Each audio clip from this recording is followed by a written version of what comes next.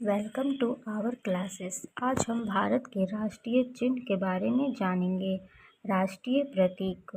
भारत का राष्ट्रीय प्रतीक सारनाथ स्थित अशोक के सिंह स्तंभ के शीर्ष भाग से लिया गया है।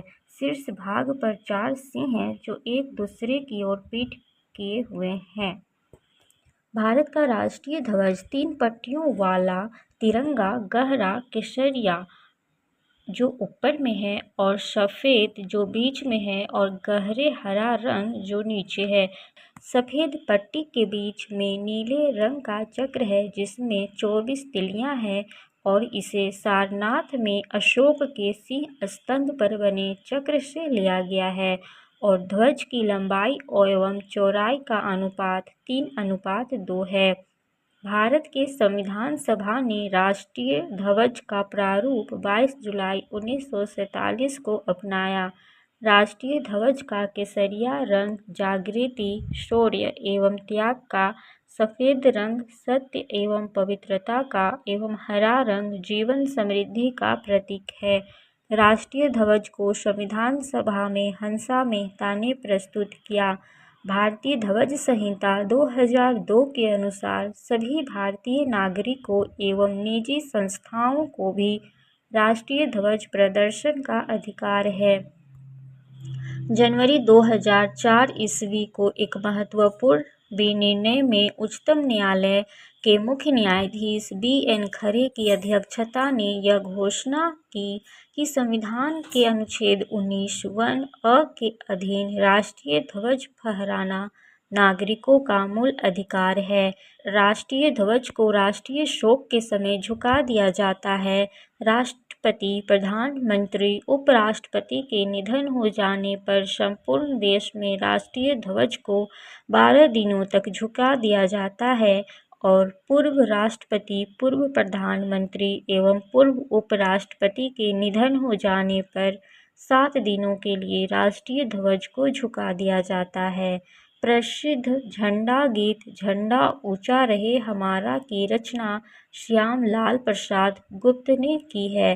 भारत के राष्ट्रीय ध्वज का पहली बार प्रदर्शन 14 अगस्त 1947 ईस्वी की मध्यरात्रि में हुआ। राष्ट्रगान रविंद्रनाथ ठाकुर द्वारा मूल रूप से बांग्ला में रचित जन गण मन के हिंदी संस्करण को संविधान सभा ने 24 जनवरी 1950 ईस्वी को भारत का राष्ट्रगान स्वीकार किया। इसके गायन का समय 52 सेकेंड है तथा संक्षिप्त अवधि 20 सेकेंड है, जिसमें इसकी प्रथम और अंतिम पंक्तियां गाई जाती हैं। यह सर्वप्रथम 27 दिसंबर 1911 ईस्वी को भारतीय कांग्रेस के कोलकाता अधिवेशन के अध्यक्ष पंडित बिशन नारायण दत्त में सरला देवी, रविंद्रनाथ टैगोर की भांजी थी, के द्वारा गाया गया है। इस रविंद्रनाथ ठाकुर ने 1912 ईस्वी में तत्वबोधिनी में भारत भाग्य विधाता शीर्षक से प्रकाशित किया था तथा 1919 ईस्वी में मॉर्निंग सॉन्ग ऑफ इंडिया के नाम से अंग्रेजी में अनुवाद किया गया। राष्ट्रगान के वर्तमान संगीतमय धुन को बनाने का श्रेय कैप्टन राम सिंह ठाकुर INA के सिपाही को जाता है।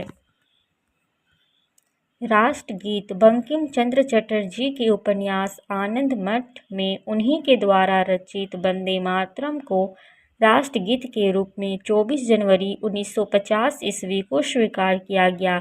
इसे सर्वप्रथम 1896 ईस्वी में भारतीय राष्ट्रीय कांग्रेस के अधिवेशन के अध्यक्ष रहीमतुल्लाह सयानी में गाया गया था। इस गीत को गाने का समय 1 मिनट और 5 सेकेंड है। किसी भी व्यक्ति को राष्ट्रगीत गाने के लिए बाध्य नहीं किया जा सकता।